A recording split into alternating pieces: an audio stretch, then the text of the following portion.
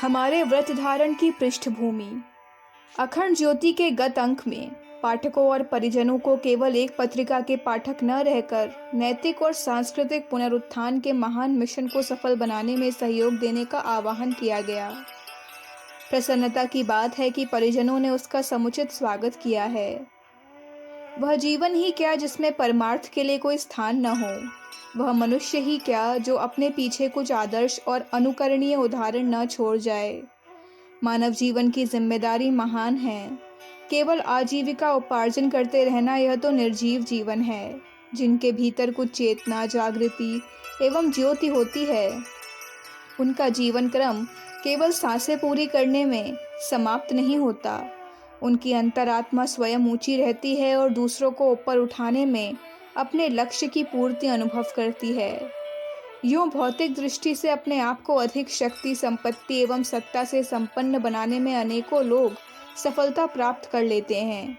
जो ऐसी सफलता नहीं भी प्राप्त कर पाते, वे भी इसके लिए जी तोड़ प्रयत्न करते ही रहते हैं। अधिक धनी मानी बनने के लिए कौन प्रयत्न नहीं करता? यह तो चींटी और दीमक भी करती है।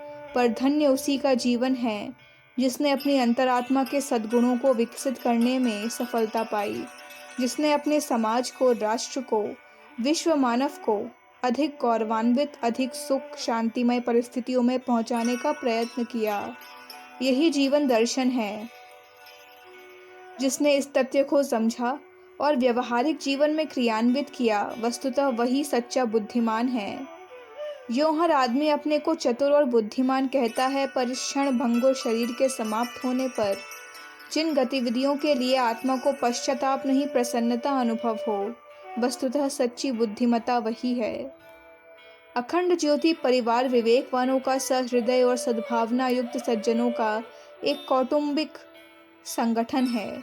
जो लोग अखंड ज्योति को एक अखबार मानते हैं और इसके पाठकों को कुछ बाँचने के शौकीन मानते हैं, वे वस्तु स्थिति से सर्वथा अपरिचित ही कहे जा सकते हैं।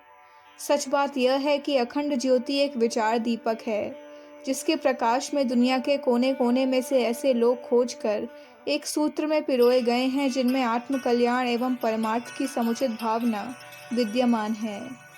इस प्रकार की एक सी अभिरुचि एवं प्रकृति के लोगों का एक कौटुंबिक संगठन ही अखंड ज्योति परिवार है। सद्ज्ञान की, विवेक एवं सद्विचारों की देवी गायत्री और सत्कर्म, परमार्थ एवं आदर्शवाद के प्रतीक यज्ञ देवता को उपास्य मानकर यह परिवार अपने विचारों और कार्यों को उस दिशा में प्रस्फुटित करता है जिसमें मानव जीवन की सच्ची सफलता सन्निहित है। अखंड ज्योति पत्रिका द्वारा ऐसी ही चेतना एवं प्रेरणा देने का प्रयत्न किया जाता रहता है। गत 20 वर्षों में अखंड ज्योति परिवार द्वारा सद्विचारों के प्रचार एवं सज्जनों को इस पत्रिका के माध्यम से एक संगठित सूत्र में पिरोने का काम किया है। यह कार्य सचमुच ही बहुत महत्वपूर्ण है, पर केवल इतने तक ही सीमित रहने से काम न चलेगा। हमारा उदीयमान राष्ट्र अज्ञान अंधकार की लंबी रात्रि को पार करके आशामयी उषा का दर्शन करने में समर्थ हुआ है। इस पुनीत बेला में जब सब और निर्माण की पुकार है, तब हम अखंड ज्योति परिवार के परिजन भी चुपचाप नहीं बैठ सकते। पिछले अंधकार युग में जहां हमारी विभिन्न प्रकार की क्षति हुई है, वहां नैतिक और सांस्कृतिक क्षति भी कम नहीं हुई। इन जख्मों को पूरा करने के लिए जिस मरहम की आवश्यकता है, उसकी उपेक्षा नहीं की जा सकती। सोमनाथ के टूटे हुए मंदिर की हमने प्रचुर धन व्यय करके मरम्मत कर ली। प्राचीन काल जैसा न सही, कम से कम टूटे हुए खंडहर की दीन दशा में पड़ा रहने देने से उसे संभाल लिया। क्या भारत माता का नैतिक एवं सांस्कृतिक मंदिर ऐसा ही टूटा पड़ा रहेगा? नहीं, इसकी भी मरम्मत करनी होगी। प्राचीन काल के ऋषि युग जैसी स्थिति तक ना पहुंचा जा सके, तो भी इतना तो करना ही होगा कि हमारा समाज संसार के अन्य समाजों की अपेक्षा सच्चरित्रता में, सद्गुणों में, सज्जनता में, सत्कर्मों में पीछे ना रहे। हम सदा से अग्रणी रहे हैं, संसार का मार्गदर्शन करते रहे हैं, सारे मानव समाज को अपने उच्च आदर्शों में अनुप्राणित करते रहे हैं। हमारे लिए यह उचित न होगा कि भारत की इस मूलभूत विशेषता को अस्त व्यस्त, नष्ट भ्रष्ट पड़ा रहने दें। सोमनाथ मंदिर से भी अधिक गौरवमयी हमारी सांस्कृतिक महानता खेदजनक अवस्था में पड़ी रही तो यह हम सबके लिए एक लज्जा की ही बात होगी। अखंड ज्योति परिवार को अपने उत्तरदायित्व का ज्ञान है। शत्रु चढ़ाए और सेना हाथ पर हाथ रखे बैठी रही। आग से घर जलते हैं और फायर ब्रिगेड वाले खड़े तमाशा देखते रहते हैं। दंगा होता रहे और पुलिस वाले हंसते रहें तो यह उसके लिए एक बड़ी लज्जा की बात होगी। जो जिस कार्य का विशेष रूप में उत्तरदायी है उसकी उपेक्षा असहनीय होती है।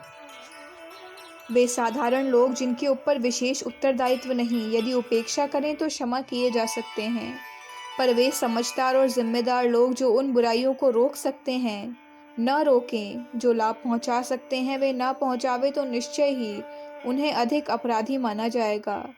खेती सूखती रहे और नहर का पानी सींचने के लिए उपलब्ध न हो तो उस अफसर की निंदा ही की जाएगी। अखंड ज्योति परिवार की भी यही स्थिति है। उसके पास वह व्यक्ति है, वह सामान है जिसके द्वारा इस महान राष्ट्र की महान नैतिक एवं सांस्कृतिक परंपराओं को पुनः प्रतिष्ठापित किया जा सकता है। यदि हम लोग आलस्य एवं उपेक्षावश अपने कर्तव्य में विमुख होते हैं तो कर्तव्यहीनता के वैसे ही अपराधी बनते हैं जैसा कि एक फौजी कप्तान युद्ध के आवश्यक कर्तव्यों की उपेक्षा करने पर कोर्ट मार्शल का दंड पात्र बनता है। उपेक्षा, लापरवाही और कर्तव्यहीनता भी विशिष्ट व्यक्तियों के लिए उतना ही बड़ा अपराध है जितना सामान्य व्यक्तियों के लिए चोरी, लूट, हत्या आदि दुष्कर्मों को भयंकर कुकृत्य समझा जाता है। हम इस युग निर्माण की महत्वपूर्ण बेला में अपने रोजमर्रा के साधारण कार्यों से फुर्सत न मिलने का बहाना बनाकर अपनी उपेक्षा एवं अश्रद्धा पर पर्दा डालने के प्रयत्न में देर तक सफल नहीं हो सकते। इस आत्मवंचना को कोई स्वीकार नहीं कर सकता। फुर्सत उस काम के लिए नहीं मिलती जिसे हम सबसे अधिक बेकार मानते हैं। जो कार्य अपनी दृष्टि में महत्वपूर्ण जचते हैं उन्हें प्राथमिकता देते हैं और उनके लिए समय सबसे पहले मिलता है। पैसे की तंगी हो तो भी जो कार्य आवश्यक प्रतीत होते हैं उनके लिए अन्य खर्चे कम करके, यहाँ तक कि रोटी कपड़े में भी कमी करके, कर्ज लेकर भी उसे पूरा करते हैं। पर यदि कोई बात बेकार जचे तो उसके लिए 1-2 पैसा खर्च करना भी पहाड़ जैसा मुश्किल काम है। आधा घंटे का समय मिलना भी कठिन दिखता है, यह एक स्पष्ट सच्चाई है, इसे छिपाया नहीं जा सकता। अपने आप को धोखा देकर आत्मवंचना करते रहने से अपना मन समझाया जा सकता है कि क्या करें, हमारी परिस्थितियां ऐसी नहीं थी कि अमुक शुभ कार्य करते रहो। पर वस्तुतः ऐसी बात बिल्कुल भी नहीं है। हमें किसी कार्य का महत्व सच्चे मन से स्वीकार हो और उसे करने की सच्ची लगन हो तो कठिन से कठिन परिस्थिति में भी पर्याप्त साधन मिल सकते हैं। राजा परीक्षित केवल 7 दिन की अवधि मिल जाने पर जीवन लक्ष्य पूरा करने में सफल हो गए थे। शरशैया पर कराहते हुए भीष्म धर्मोपदेश करते रहने के लिए बहुत दिन तक शरीर धारण किए रहे। राजा कर्ण को युद्ध स्थल में मृत्यु के मुंह में पड़ा होने पर भी ब्राह्मण को दान देने के लिए दांतों में लगी सोने की कील मिल गई थी। 7 दिन के भूखे उशस्ती परिवार ने अपनी थाली में आई हुई रोटियां अपने से अधिक भूखे अतिथि चंडाल को देकर स्वयं भूखा रहना स्वीकार कर लिया था। इससे अधिक विपन्न परिस्थिति किसी की नहीं हो सकती। अश्रद्धा से, उपेक्षा से, आलस्य से यदि हम लड़ सकें तो अवकाश के साधनों की रंच भर भी कमी हमें नहीं रह सकती। यह अक्षरशः सत्य है। वह अवसर अब आ गया है जबकि राष्ट्र के नैतिक एवं सांस्कृतिक पुनरुत्थान के लिए हमें कटिबद्ध होना है। हमें स्वाध्याय की अभिरुचि है, अखंड ज्योति पढ़ते हैं सो ठीक है, दैनिक भजन गायत्री उपासना करते हैं सो भी ठीक है, साधु सज्जनों का मान सम्मान करते हैं सो भी उत्तम है, तीर्थ व्रत पूजन कीर्तन दान पुण्य करते हैं सो भी सराहनीय है, पर इतने तक ही सीमित हो जाने से काम चलने वाला नहीं है। यह साधन है, लक्ष्य नहीं। लक्ष्य तो आत्मकल्याण है। यह सभी उपचार आध्यात्मिक दृष्टिकोण सद्गुण एवं सत्प्रवृत्तियों के विकसित करने के लिए हैं। इसके लिए यह आवश्यक है कि हम नियमित रूप से आत्मचिंतन करें, अपने दोषों को ढूंढ निकालें और उनके स्थान पर स्वभाव में सात्विक तत्वों का समुचित मात्रा में समावेश करें। यह कार्य केवल विचारते रहने या पुस्तकें पढ़ते रहने से ही न हो सकेगा।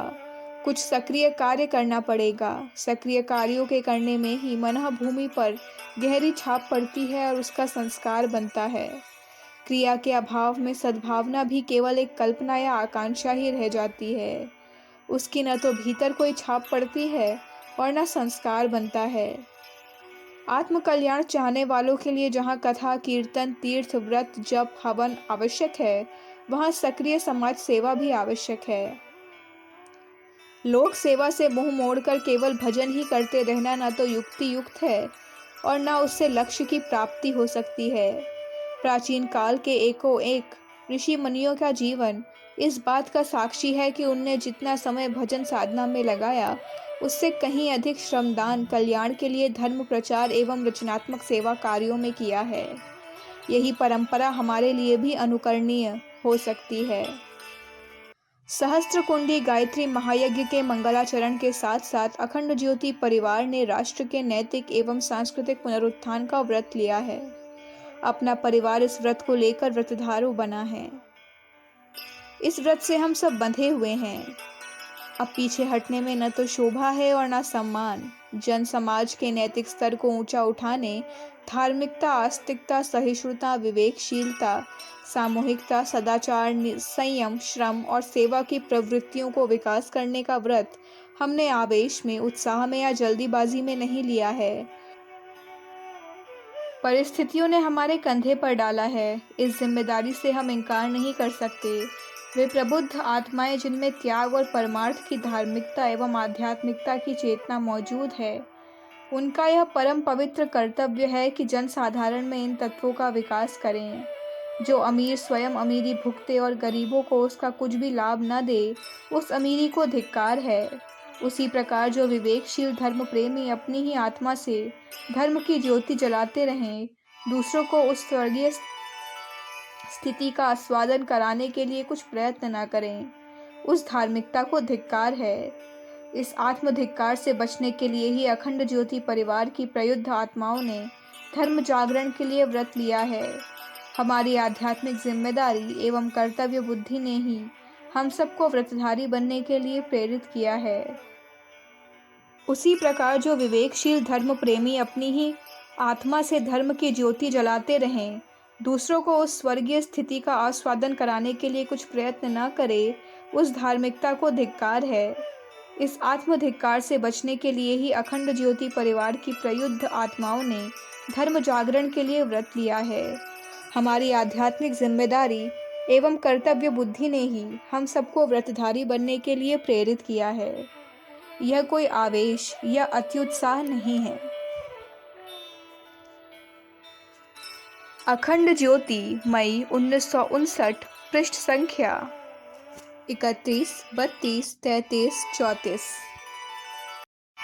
हमारे YouTube चैनल विचार क्रांति दूत अखंड ज्योति पत्रिका को सब्सक्राइब करें एवं अगली वीडियोस प्राप्त करने के लिए बेल आइकन दबाएं। धन्यवाद।